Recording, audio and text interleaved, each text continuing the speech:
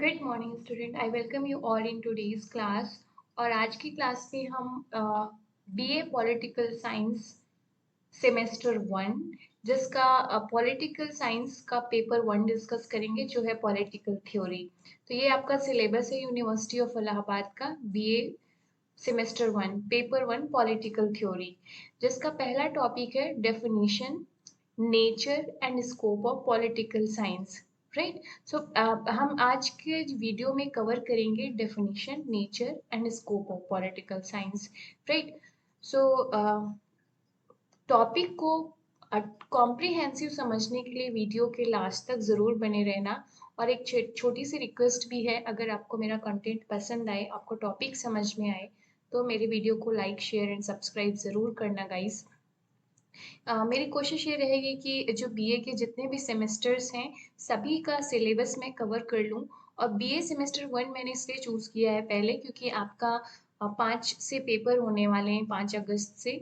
तो आपका सिलेबस शायद समर ब्रेक की वजह से कंप्लीट नहीं है।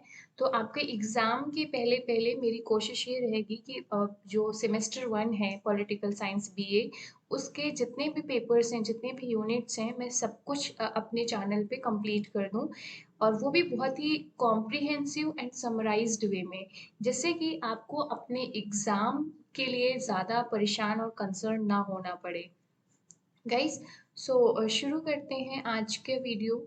सो पहला हमने क्या डिस्कस करेंगे आज हम, meaning, nature and scope. Right. So meaning, as far as the meaning is concern, so meaning of political science. तो पॉलिटिकल साइंस दो वर्ड से मिलकर बना है, पॉलिटिकल एंड साइंस, दोनों टर्म को अलग अलग समझते हैं। तो द टर्म पॉलिटिक्स है वो आपका ग्रीक वर्ड पॉलिस से लिया गया है। तो ये सारी चीज़ें आप अपने इंट्रोडक्शन में ज़रूर मेंशन करोगे, जो मीनिंग ऑफ पॉलिटिकल साइंस करेंगे उस पे।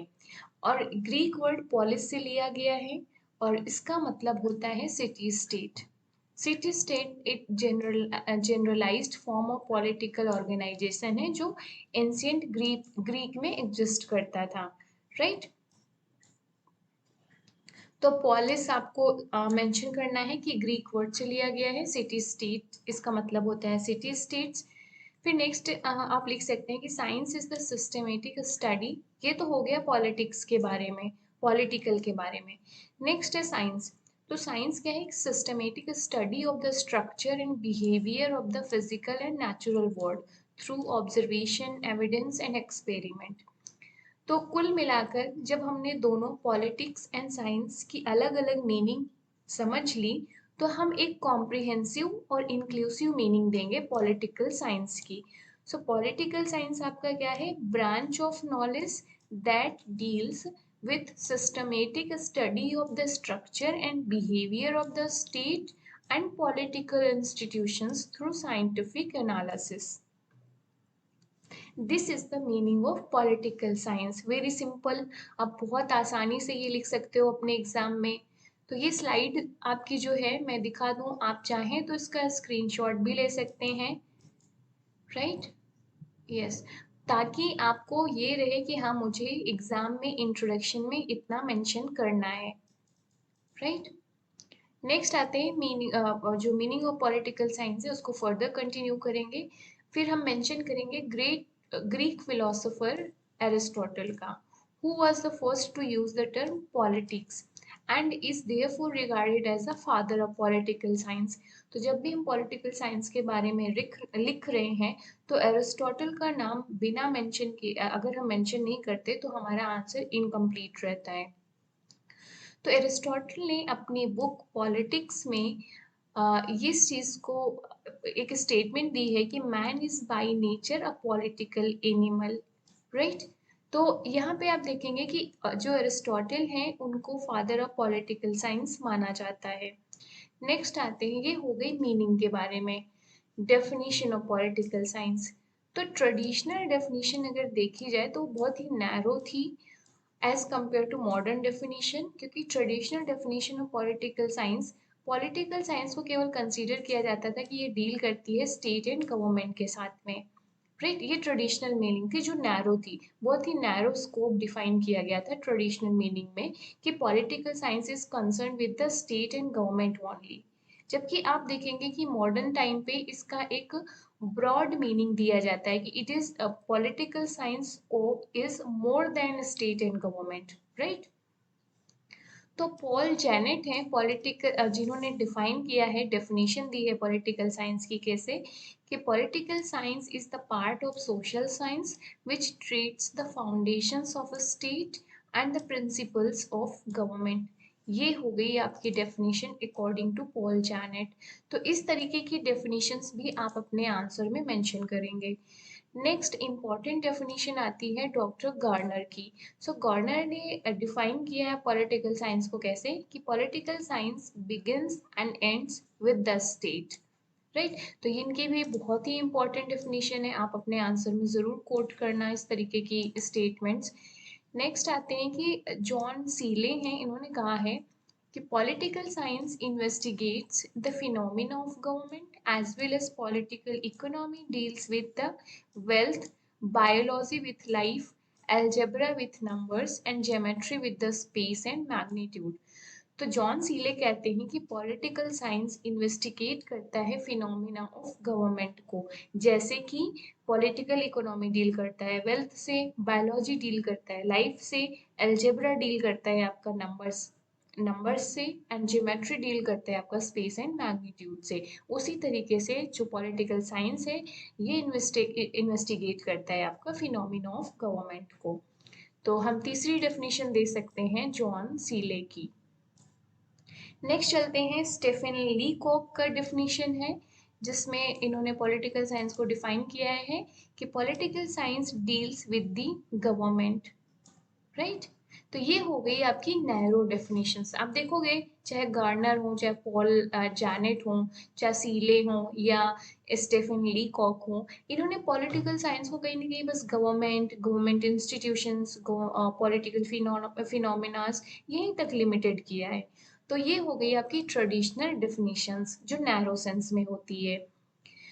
Modern definitions of political science, the beginning of the 20th century, there has been development of in the political science एक न्यू अप्रोच डेवलप होता है जिसको बिहेवियरलिज्म अप्रोच या बिहेवियरल अप्रोच बोलते हैं। So the main thrust of the new view जो behavioural approach था is the treatment of politics as an activity and process। सिर्फ गवर्नमेंट एंड स्टेट तक लिमिटेड नहीं है पॉलिटिकल साइंस, जिसका पॉलिटिक्स को डील करते हैं as an activity, as an process. अब मॉडर्न डेफिनेशंस में हम कुछ स्कॉलर्स की डेफिनेशंस लेते हैं, जैसे हेरोल्ड लॉसवेल, इन्होंने क्या कहा है, politics is the study of influence and the influential, the study of shaping and sharing of power. तो आप यहाँ देख रहे हो गवर्नमेंट, स्टेट, इससे ऊपर उठकर, इससे बियॉन्ड जाकर बात की जा रही है। David Easton, politics is the authoritative allocation of the values. आप जरूर मेंशन करना इन सारी डेफिनेशंस को जब अपना पॉलिटिकल साइंस की मीनिंग को डिफाइन कर रहे हो broad sense and narrow sense में। नेक्स्ट है कैटलिन। कैटलिन के according political science is the study of act of human and social control. इसके बाद से एंड्रयू हेवुड की डेफिनेशन है, politics can be defined as an activity through which people make, preserve, amend the general rules under which they live, right. तो ये हो गई हमारी कुछ ब्रॉड डेफिनेशंस। तो hope so narrow definition of political science and modern broad या modern definition of political science आपको समझ में आया होगा। और ये आपके स्कॉलर्स हैं, इनकी स्टेटमेंट्स डेफिनेशन है जो आपको जरूर मेंशन करना है। Difference between politics and political science. So modern writers make a distinction between politics and political science. So Frederick Pollock हैं आपके for the first time broke up the subject into two parts, एक theoretical politics, एक practical या applied politics, right. दो तरीके उसमें divide किया था। And what is the difference between theoretical politics and applied politics, समझने की कोशिश करते हैं। फर्स्ट पोर्शन कवर्स थ्योरी, मतलब जो आपका थ्योरेटिकल पॉलिटिक्स है वो क्या कवर करता है, थ्योरी को, theory of the state and government, theory of the legislation, theory of state as an artificial person, right. ये सारी चीजें आती हैं। तो subject under the first category जो आपका थ्योरेटिकल पॉलिटिक्स है, उसके तहत features of state, basic principles of the government, right, ये सारी चीजें आती हैं। जबकि जो अप्लाइड पॉलिटिक्स है, जो सेकेंड पार्ट है, जो अप्लाइड पॉलिटिक्स है आपका या प्रैक्टिकल पॉलिटिक्स है, उसमें क्या चीजें आती हैं? Study of the state and actual form of government, working of the government and administration, political actions, elections, मतलब एक्चुअली पॉलिटिक्स कैसे काम करती है, कैसे ऑपरेट करती है, प्रिंसिपल्स कैसे अप्लाइड होते हैं, ये एक्चुअल स्टडी कहाँ होता है आपका? अप्लाइड पॉलिटिक्स में या प्रैक्टिकल पॉलिटिक्स में। पॉलिटिकल पार्टीज कैसे फॉर्म होते हैं, इलेक्शंस कैसे होते हैं, गवर्नमेंट रन कैसे करती है, एडमिनिस्ट्रेशन कैसे कंडक्ट किया जाता है, ये सब कहाँ आता है आपका? Applied and political practical polity में। Getting it? तो एक्चुअल वर्किंग कहाँ डील होती है? अप्लाइड एंड प्रैक्टिकल पॉलिटी में। तो होप सो आपको डिफरेंस समझ में आया होगा कि थ्योरेटिकल पॉलिटिक्स क्या है एंड अप्लाइड पॉलिटिक्स क्या है। Got it? ये समझ में आया आपको? नेक्स्ट आते हैं, तो ये हो गई हमारा meaning and definitions of the political science. तो फर्स्ट पोर्शन हमने कवर कर लिया। तो जब आप अपने आंसर्स लिखेंगे सेमेस्टर्स में, तो आप ये नहीं करना कि पूछा गया है meaning, definition, nature and scope, तो आप बस एक ऐसे लिखा है जो सिर्फ मीनिंग एंड डेफिनेशन से रिलेटेड है। आपको अलग अलग सब हेडिंग्स डालने हैं। पहले इंट्रोडक्शंस देने हैं, फिर सब हेडिंग डालना है कि हाँ, meaning of the political science, definitions of the political science, nature of the political science and scope of the political science। ऐसे 4-5 सब हेडिंग्स बना के सबके बारे में लिखना है आपको। Getting it? So nature of the political science. So political science is a part of social science and therefore is different from that of physical science like physics and chemistry. तो इनसे डिफरेंट है। तो हम समझ रहे हैं nature, nature समझना है। So the question which concern the nature of subject, मतलब पॉलिटिकल साइंस का, तो ये क्या है? ये इसके बारे में क्वेश्चन रेज होता है। जो नेचर है पॉलिटिकल साइंस का, उसको दो तरीके से बात की जाती है, दो तरीके से समझा जाता है। Political science as a science या political science as an art. तो डिबेट चलता है पॉलिटिकल साइंस के नेचर में। क्या डिबेट रहती है?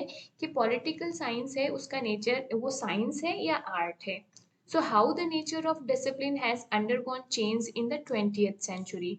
तो पहले ही डिबेट चलती रहती थी, जबकि 20th सेंचुरी में ये चेंज होता है। तो हम वन बाय वन डिस्कस करेंगे कि political science is as a science कैसा नेचर है and political science as a art कैसे है। तो political science as an art, तो साइंस क्या है? Is universal and systematic body of the knowledge. Science क्या होता है? यूनिवर्सल होता है। आप इसको कहीं पे भी वेरीफाई कर सकते हो, वेरीफाई डाटा वेरीफाई कर सकते हो, कंक्लूजन वेरीफाई करते हो। तो एक यूनिवर्सल होता है। एक्यूरेट एंड इम्पार्शियल फैक्ट पे बेस्ड होता है, और ये फैक्ट आपके ऑब्जर्वेशन, कंपैरिजन, एक्सपेरिमेंटेशन से बनाए जाते हैं। Apparently, political science does not have some these features. So political science में जो ये साइंस के कुछ फीचर्स हैं, जैसे यूनिवर्सल होना, एक्यूरेट होना, इम्पार्शियल फैक्ट होना, राइट, तो एक्सपेरिमेंट कर पाना, ये कुछ फीचर्स हैं जो पॉलिटिकल साइंस में नहीं प्रेजेंट हैं। इसलिए जो अर्नेस्ट बाकर हैं आपके British political thinker, James Bryce हैं, चार्ल्स ए बर्ड हैं, ये क्या है? They are reluctant to accept political science as a science. तो ये स्कॉलर्स के नाम भी, जब आप नेचर लिख रहे होगे तो नेचर में दो कैटेगरी डालोगे, political science as a science, political science as an art. तो पॉलिटिकल साइंस एज आर्ट में कहोगे कि साइंस के कुछ कैरेक्टरिस्टिक होती हैं जो हमने यहाँ डिस्कस की हैं। ये कुछ कैरेक्टरिस्टिक हैं जो पॉलिटिकल साइंस में देखने को नहीं मिलती हैं। This features are not present in political science. तो scholars like Barker, Bryce and Charles A Beard, ये क्या है? ये रिलक्टेंट है to accept the political science as a science. ये नहीं मतलब इसको फ्रिक्वेंटली, ये आप कह सकते हो कि ये चीज को एक्सेप्ट नहीं करते, पॉलिटिकल साइंस को एज अ साइंस एक्सेप्ट नहीं करते हैं, राइट। तो following are the some argument against the notion of political science, और ये आर्गुमेंट क्या देते हैं? तो पहला आर्गुमेंट ये है कि हम पॉलिटिकल साइंस को एज ए साइंस क्यों नहीं एक्सेप्ट कर रहे हैं। तो उसका पहला आर्गुमेंट ये है कि lack of precise and standard definition of the term. पहले बात तो पॉलिटिकल साइंस की कोई एक फिक्स्ड डेफिनेशन नहीं है। हर एक पॉलिटिकल साइंस साइंटिस्ट ने अपने हिसाब से डेफिनेशन दी है। जैसे कि हमने ऊपर देखा, गार्नर ने अपनी अलग डेफिनेशन दी है, सीले ने अपनी अलग डेफिनेशन दी है, राइट। तो lack of precise and standard definition, science के सब्जेक्ट की डेफिनेशंस प्रिसाइज एंड फिक्स्ड होती हैं, स्टैंडर्ड डेफिनेशन होती है। जैसे मोशन क्या है, लॉ क्या है, इनकी फिक्स्ड डेफिनेशन है। तो पॉलिटिकल साइंस की कोई फिक्स्ड एंड स्टैंडर्ड डेफिनेशन नहीं है। Complexity of political phenomena due to variation, तो political phenomena human behaviour and habits पे डिपेंड करते हैं। तो जो वरी करता रहता है सो वेरिएशंस है। सो फिक्स्ड पॉलिटिकल फिनोमिना कोई सिस्टमेटाइज पॉलिटिकल फिनोमिना नहीं है। Diversity of the environments in which political development takes place. For example, European countries का सोसाइटी एंड इन्वायरमेंट्स अलग है, इंडियन सोसाइटी एंड इन्वायरमेंट अलग है, तो हमारे यहाँ का पॉलिटिकल डेवलपमेंट अलग है, अमेरिकन सोसाइटीज़ का अलग है। तो सोसाइटी टू सोसाइटी, जो पॉलिटिकल सोसाइटीज़ होती हैं, पॉलिटिकल कम्युनिटीज़ होती हैं, वहाँ का इन्वायरमेंट्स में डाइवर्सिटी है, जिसकी वजह से पॉलिटिकल डेवलपमेंट्स अलग अलग होता है। Problems and experimentation to arrive at a valid conclusions.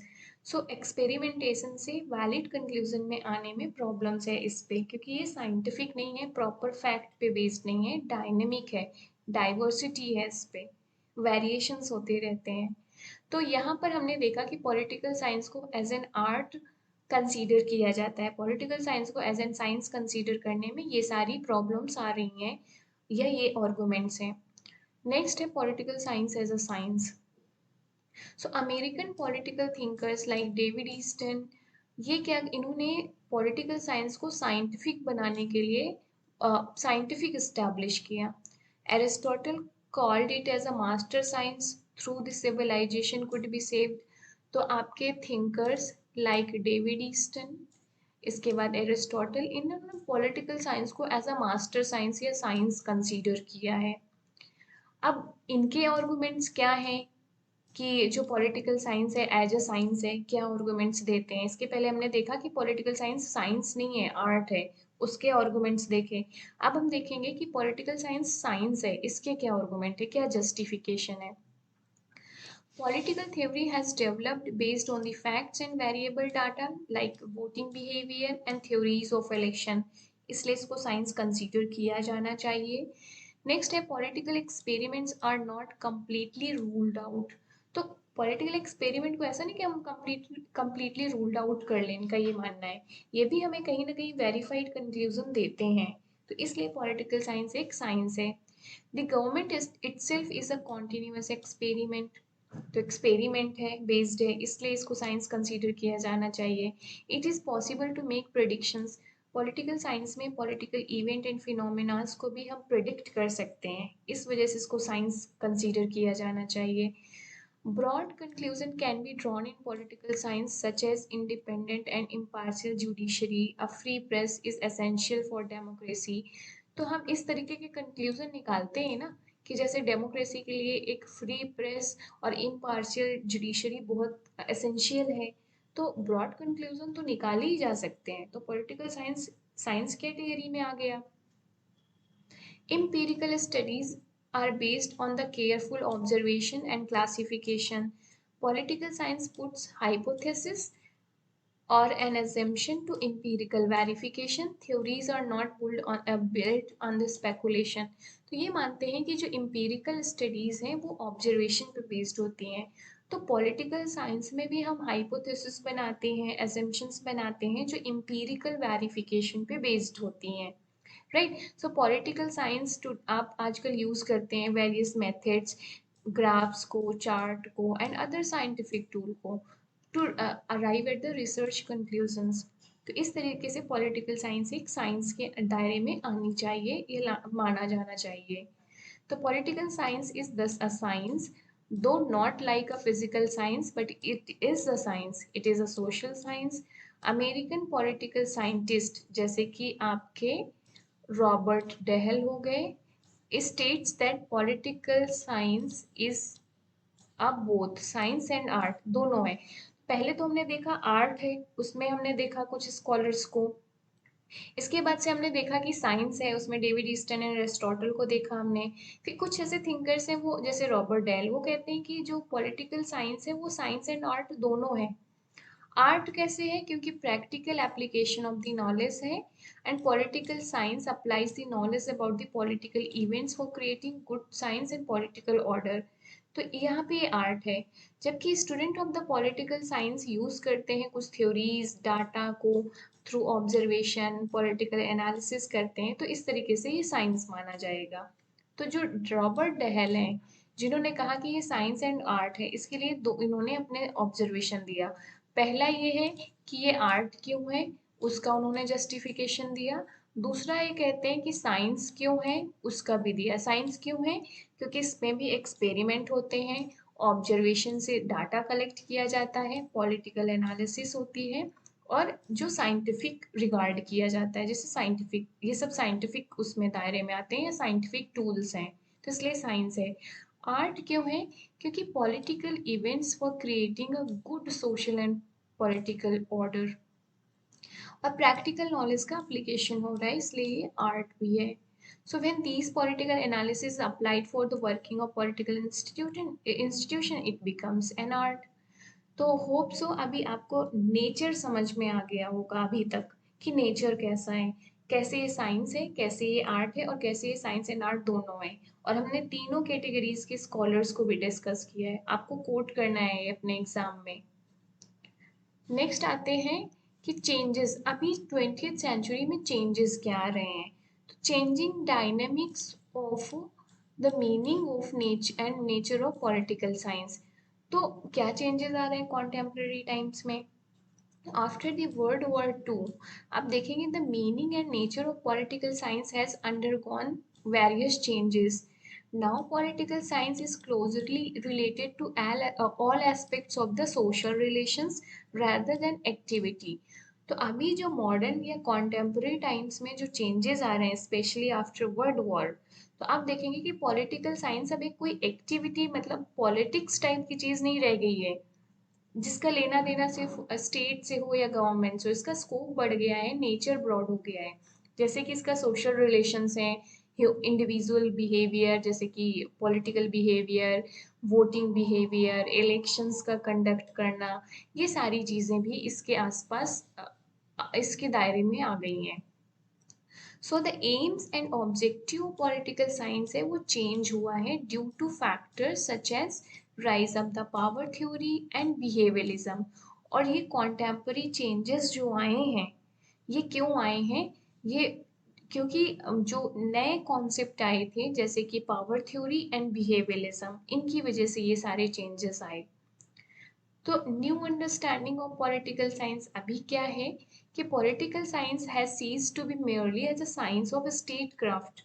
पहले पॉलिटिकल साइंस को क्या कंसीडर किया जाता था, एक स्टेट क्राफ्ट, मतलब गवर्नमेंट कैसे बनाएंगे, स्टेट पीपल कैसे एडमिनिस्ट्रेशन चलाएंगे, सिंपल सा चीज़ें थी। जो सिटीजनशिप क्या है, तो ये स्टेट क्राफ्ट की साइंस कंसीडर किया जाती है। अभी ये इससे कहीं ज़्यादा ब्रॉड कॉन्सेप्ट हो गया है। The political science is concerned with the all facets of power relations, human behavior, having political implications in the society. तो ये broad changes आए हैं ये इस point पे जो हमने discuss किया, right? So politics is portrayed as a process of conflict resolution in which rival views are competing interests are reconciled and benefit of all. New meaning of political science includes dynamic of power and struggle at various levels, local, regional, national, international. So the aim and objective of political science have changed due to factors such as rise of power theory and behavioralism. तो ये changes क्या हुए हैं और क्यों हुए हैं ये हमने समझ लिया। यहाँ पर चेंज क्या हुए हैं, अभी पॉलिटिकल साइंस का जो दायरा है, स्कोप है, नेचर है, वो ब्रॉड हो गया है, क्योंकि अब पॉलिटिकल साइंस सिर्फ साइंस ऑफ स्टेट क्राफ्ट नहीं रही। ये उससे कहीं बढ़कर हो गई है। अब हम इस पे इंक्लूड करते हैं पावर रिलेशंस को, ह्यूमन बिहेवियर को and political implications of the society. और ये सब चीज़ें क्यों करते हैं? क्योंकि there is a rise of new theories like power theory and behaviourism. Right, basic summary ये हो गई हमारी। अब एक इम्पॉर्टेंट एस्पेक्ट में आते हैं, स्कोप। स्कोप क्या है? So political science as a discipline deals with the various aspect. Scope का मतलब ये होता है कि पॉलिटिकल साइंस किन किन चीज़ों को इंक्लूड करता है, स्टडी करता है, या किन चीज़ों को डील करता है पॉलिटिकल साइंस। तो study of the state and government most basic scope है पॉलिटिकल साइंस का। Study of the associations and institutions. Right, detail में आप पढ़ लेना। अगर कहें तो मैं एक्सप्लेन भी कर देती हूँ। जैसे study of the state and government, तो ये क्या करता है, nature and formation of the state, कैसे फॉर्म हुआ, नेचर क्या है, right, various functions and forms क्या हैं गवर्नमेंट के, ये सारी चीज़ें आ गई। Study of the associations and institution, इसमें आ जाएगा कि आपके जो origin and nature and scope of the state. फिर इंक्वायरी क्या आ जाएगी, पॉलिटिकल इंस्टीट्यूशंस कैसे बनते हैं, उनकी हिस्ट्री क्या रही है, उनकी पावर क्या है, ये सारी चीज़ें आ जाएंगे। नेक्स्ट स्कोप है पॉलिटिकल साइंस का, study of the national and international problems. जैसे कि क्या है वो problems, defence of the territory, representative government, national unity, ये सारी चीज़ें आ जाएंगी, स्टेट सॉवरेनिटी, ये सारी national and international problems. Next है आपका, नेक्स्ट स्कोप क्या है, study of political behaviour of individuals या मेन। इसमें आप देखेंगे कि जो ह्यूमन बिहेवियर है, या जैसे कि फॉर एग्जांपल वोटिंग बिहेवियर, ये सारी चीज़ों को इसमें इंक्लूड किया जाएगा। नेक्स्ट है study of the past present and future, political development क्या हो रहे हैं, कैसे प्रोग्रेस हो रहा है सिविलाइजेशन का, लॉज कैसे डेवलप हो रहे हैं, इंटरनेशनल ऑर्गेनाइजेशन का कैसे ओरिजिन हुआ, ये सारी चीज़ें। Study of the concept of power, authority, influence, इन सबको स्टडी किया जाता है। तो ये कुछ मेजर स्कोप थे। आपको भी ऐसे पॉइंट वाइज लिखने हैं जब भी आप नेचर, स्कोप, ये सब चीज़ें लिखेंगे। नेक्स्ट आप कंक्लूड करेंगे अपने आंसर को, जो मीनिंग, नेचर एंड स्कोप का आपका क्वेश्चन आएगा उसमें कंक्लूजन। सो कॉन्टेम्प्रेरी टाइम्स में जो मीनिंग ऑफ पॉलिटिकल साइंस है मोर ब्रॉड एंड इंक्लूसिव हो गई है। अर्लियर जो political science had been defined by many scholars from the point of view of the state. Broad कैसे होगी, क्योंकि पहले नैरो व्यू था जिसमें स्टेट और गवर्नमेंट तक ही लिमिटेड था political science, state craft, science of state craft कहा जाता था इसको। बट अभी political system brings the study of political science closer to other systems, जैसे कि cultural system, economic system, legal system, social system, इनके क्लोज ला दिया है पॉलिटिकल सिस्टम के कॉन्सेप्ट ने। तो पॉलिटिकल साइंस का दायरा यहाँ पर बढ़ जाता है। तो सोशल इन्वायरमेंट या पॉलिटिकल कम्युनिटी के जो अदर डोमेन हैं, cultural domain, legal domain, social domain, economic domain, उन सब से भी पॉलिटिकल साइंस डील करती है। राइट, तो regarding the nature of political science there is a difference of opinion among the scholars whether political science is a science and art. तो ये हमने ऑलरेडी ऊपर एक्सप्लेन किया है, नीचे हम कंक्लूड कर रहे हैं, तो ऊपर जो हमने एक्सप्लेन किया है उसका ही समराइज फॉर्म देंगे। Political scientists have put forward some arguments in the favor of notion that political science is a science। तो उन्होंने ऊपर क्या दिया है वो हमने ऑलरेडी किया था। At the same time some section है जो कि पॉलिटिकल साइंस ओपिनियन की ये एक आर्ट है, और अब आर्ट के फेवर में कुछ आर्गुमेंट्स देते हैं, हमने ऊपर ऑलरेडी डिस्कस कर लिया है। ये सब चीज़ें मैं दोबारा रिपीट नहीं करूँगी इन्हें, आप चाहें तो इसे पढ़ सकते हैं। ठीक है, हाँ। So with the passes of the time जो स्कोप ऑफ पॉलिटिकल साइंस है वो कीप चेंजिंग, और रिसेंट टाइम पे पॉलिटिकल साइंस क्या है, स्टेट क्राफ्ट से बढ़कर हो गई है। अभी पॉलिटिकल साइंस मोर कॉम्प्रिहेंसिव, मोर डायनेमिक इन कैरेक्टर हो गया है। पॉलिटिकल साइंस डील करता है state and government and in relation their past and present, and focuses upon the probable developments in the future।